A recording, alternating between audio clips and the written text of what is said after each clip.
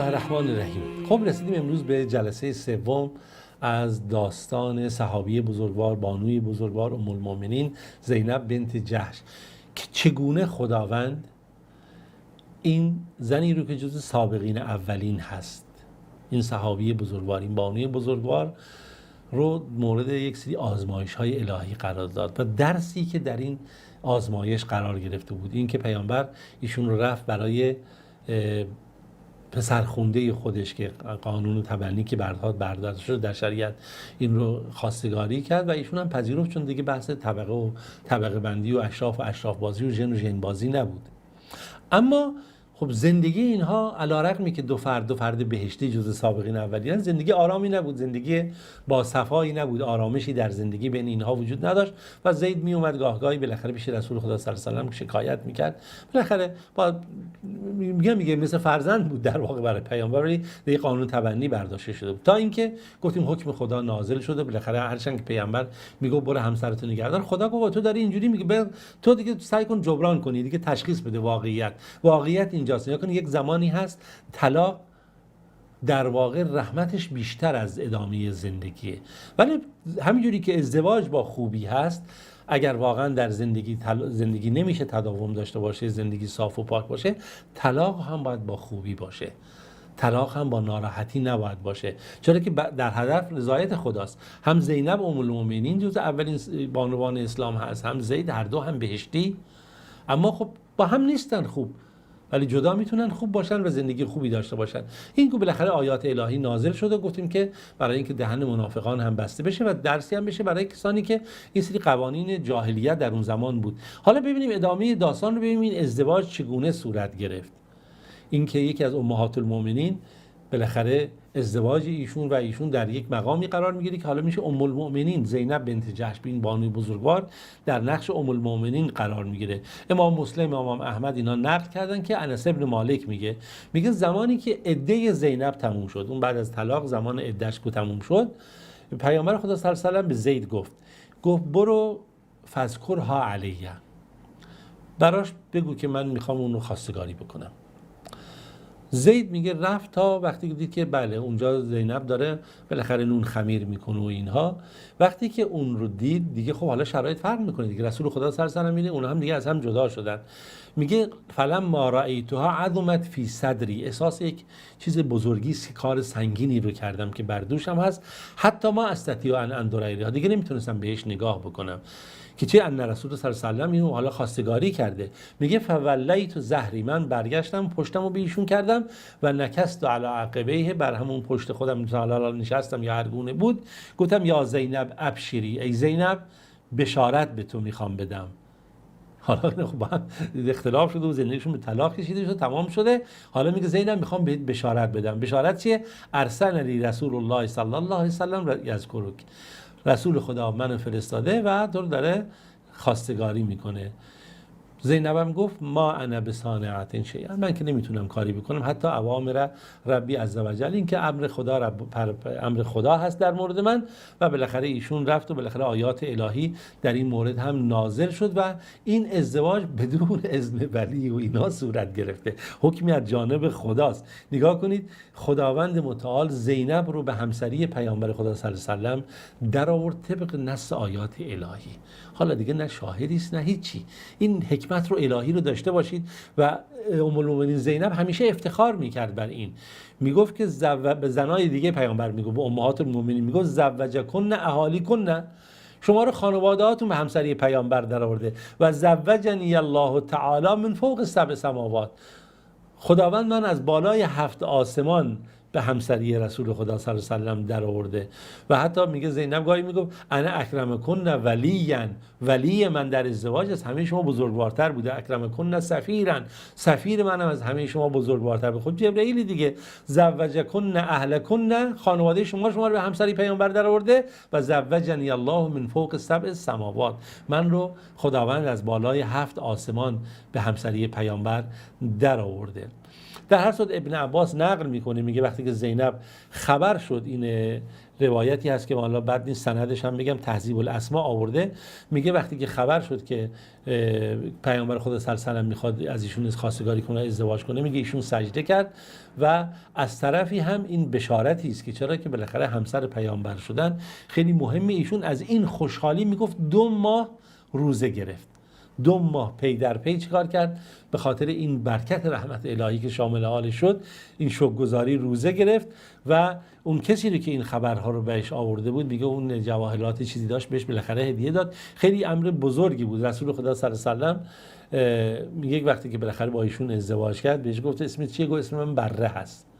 پیامبر گفت نه، اسم تو زینب هست. البته این روایتی است که امام مسلم نقل میکنه در مورد ایشون. والا ابن سعد و ابن الاسیر هم این رو آوردن که میگه بالاخره پیامبر خدا صلی الله علیه و برای ولیمه ازدواج ایشون چیکار کرد؟ غذا داد، نون داد و گوشت. یعنی خب بهترین غذایی بود که در اون زمان میشد داد. اصطلاح ما آبگوشت مثلا داد، یعنی یه غذایی که خورشتی که با گوشت بود و با نون بودش. و از اون ورم قانونی الهی نازل شد. یا کنید قانون الهی نازل شد که در اون قانون الهی ثابت کرد که خداوند میگه ما کان محمد ابا احد من رجالکم، محمد پدر هیچ کدوم از شما نیست، اما رسول خدا صلی الله علیه و هست، خاتم پیامبران هست. و از طرفی اون بحث ازدواج و حکم ازدواج رو که خداوند اینجا نقل کرد و این حکمتی که در این وجود داشت و گفت که نگاه بکنید و ما جعل ادعیاکم ابناءکم، خدا اینا که شما پسرخونده هاتون قرار نداده فرزندان شما، ذالکم قولکم به افواهکم، شما به زبونتون میگید، ولی این مسئله بالاخره شرعی و قانونی هست. و از یک طرف حالا این بحث آیات حجاب هم در همین عروسی اتفاق افتاده. خیلی جالبه.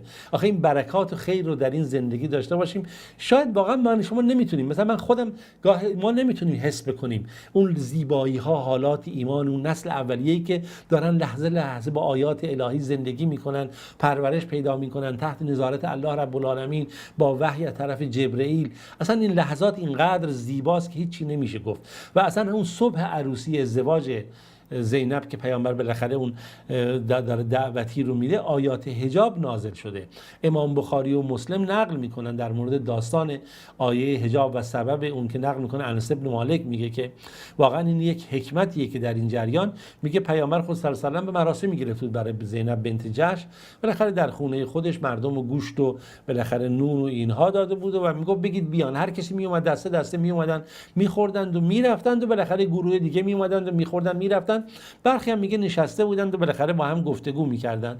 مجلس عروسی بود، خونه پیامبر بود و بالاخره حتی پیامبر گفت غذا ببرید به کسایی که نیومدن غذا بدید. و در این موقع یک اتفاقی افتاد. میگه پیامبر صلی الله علیه و آله اومد و طرف حجره ام المؤمنین عایشه، بالاخره ظاهرا اتاق حجره ها اونجا بوده، مثلا احتمالاً اون حیاتشون بوده، در اون حیات مثلا غذا میدادند و میومدن میرفتن. بعد گفت السلام علیک اهل بیت الله و رحمته، خدا سلام کرد به ام المؤمنین عایشه در همون عروسی با زینب و ایشون هم جواب سلام داد و علیک السلام و رحمت الله.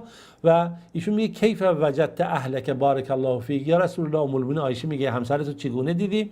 و پیامبر خدا صلی الله علیه و آله میگه من اون رو به خوبی دیدم و فلان.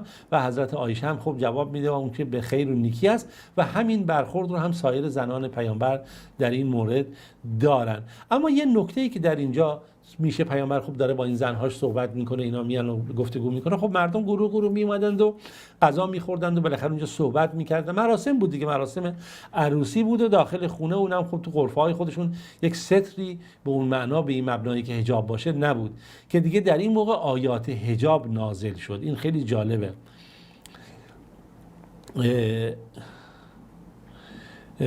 من روایت رو میخونم. میگه رسول خدا صلی الله علیه و آله برگشت و اذا ثلاثه من الرهط فی البیت، پیامبر برگشت که بالاخره 3 گروه در خونه بودند و با هم گفتگو میکردن، غذا میخوردن و رقورده بودن ولی هنوز نمیرفتن.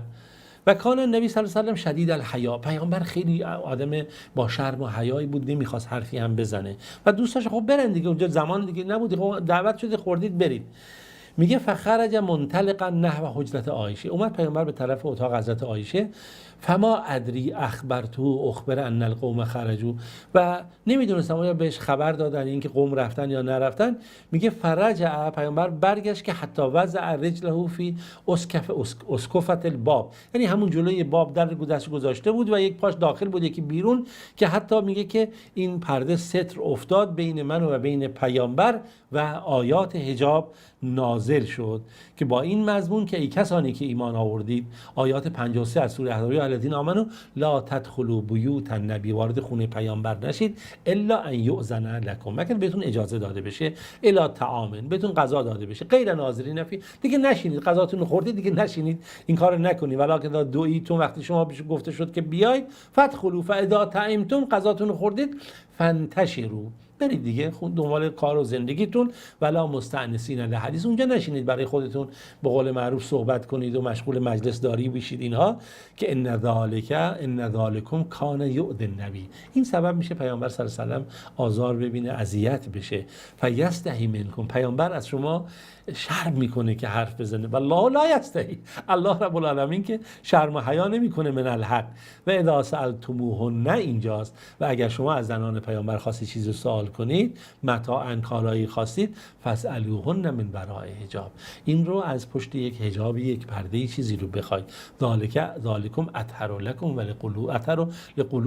لقلوبکم و قلوبهن، این هم برای قلب‌های شما بهتره، هم برای قلب‌های اونها، و ما کان لکم ان تؤذوا رسول الله، شما شایسته نیست که رسول خدا رو آزار بدید، ولا ان تنکحوا ازواجه من بعده ابدا، این آیات همه برکات داشته باشین و بعد از این شما دیگه حق ندارید، یعنی که اگه پیامبر هم مرد با همسران پیامبر ازدواج بکن، ان ذالکم کان عند الله عظیما، این خیلی زیاده، که البته در شأن نزول آیات حجاب میگن عمر رضی الله عنه همیشه در این مسئله خیلی مصر بود و میگفت که بعد این حجاب باشه بین زنان پیامبر و دیگران، که بالاخره خداوند اینجا این جزء موافقات عمر هست، این آیات حجاب نازل شد و این خیر و برکات که هست، چون که عمر همیشه میگه یا رسول الله خوب و بد میان تو خونه تو، یا رسول یدخل علیک البر و الفاجر، خوب و بد دارن تو خونت میان، ولو امرت امهات المؤمنین بالحجاب، ای کاش که گفتی امهات المؤمنین حجابی داشته باشن، بینشون حائلی باشه و مهمان ها، که این آیات حجاب هم بالاخره در اینجا نازل شده و این آیات در سال